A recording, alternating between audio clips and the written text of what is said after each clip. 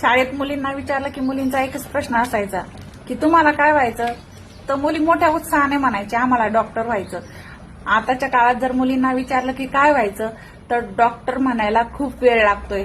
कारण की हे आताचं जे घडत चाललंय ना, त्यामुळं जर एखादी डॉक्टरचं मुलीने स्वप्न बघितलं आणि ते स्वप्न खरं होण्याच्या आधीच जर त्याचा सत्यानाश झाला, तर एखाद्या त्या संजय राय सारखा नराधम राक्षस जर भेटला तर.